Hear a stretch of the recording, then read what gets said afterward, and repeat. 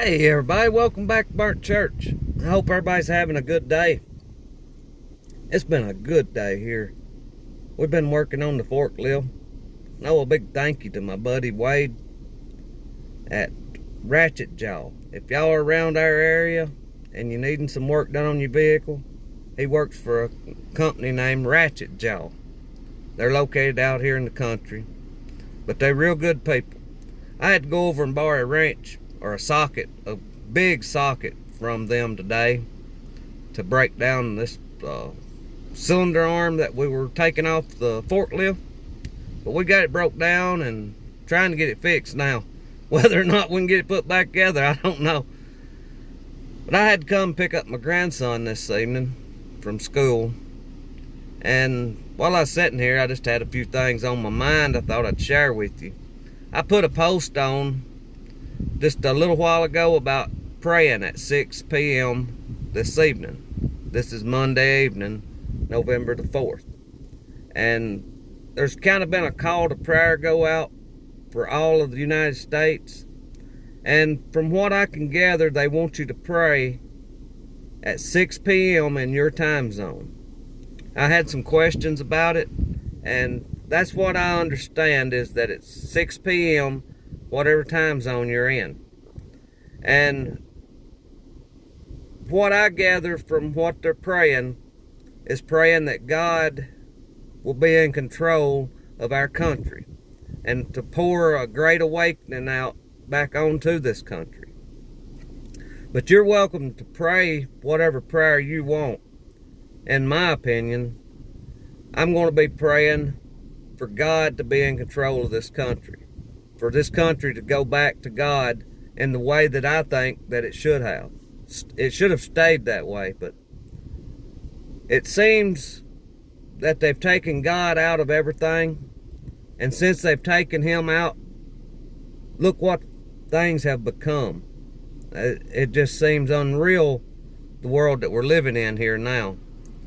And I just wanted to kind of clarify that, because like I said, I had some folks wondering what time zone I was in, but it's, the way I understand it, it's in your time zone. So when it's 6 o'clock where you're at, that would be when you should pray, from what I understand. And if you haven't went and voted yet, I'd like to ask you to please take the time tomorrow to go vote. Don't be complacent. There's other selections going on during the election tomorrow. There's lots of state elections, and we need to vote in those also. So even if you think one party is going to win over the other on the top of the ticket, there's still other places down through there that we can make a difference at. So please go vote tomorrow. And I want to give a shout out to our youngest daughter. She got registered and she went and cast her vote, and I'm real sure she voted the right way. And I'm real proud of her, and I'd just like to take the time to tell her, that I'm proud of her for doing what she's done.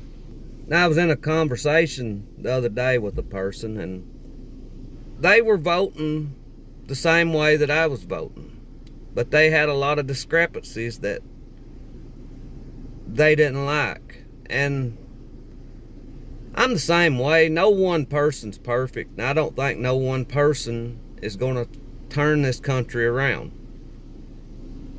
I feel like it's going to take God in control, and you and me doing all that we can do to turn the country around and to get it back to where it should be, to get it back better than it's ever been. If we can have God in control, this country can be the light to the rest of the world, to give the rest of the world hope, and to show them that God can turn anything around.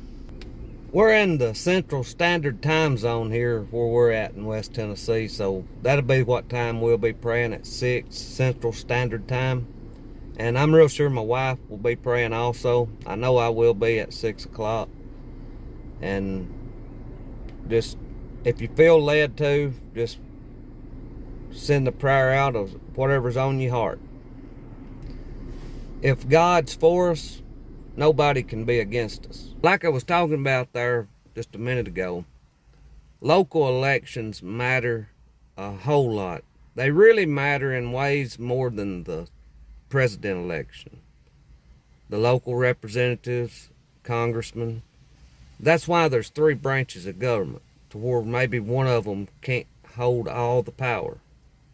I feel like if things go right and it's counted right, I guess I should say, I'll have to watch my words. I feel like he'll be the president come tomorrow evening. We may not find that out for a few days, but I feel like that if things are right and it's counted right, he'll be the new president. Whether or not that happens, I don't know. And I want to take a minute to ask you to be prepared, please. I've talked about this a few days ago. If you've waited to now, it'll be real hard to get prepared for what could happen. And I pray that nothing happens. But if you feel like you're in a bad situation, you might want to go stay with a relative, or go out into the wilderness and camp for a few days.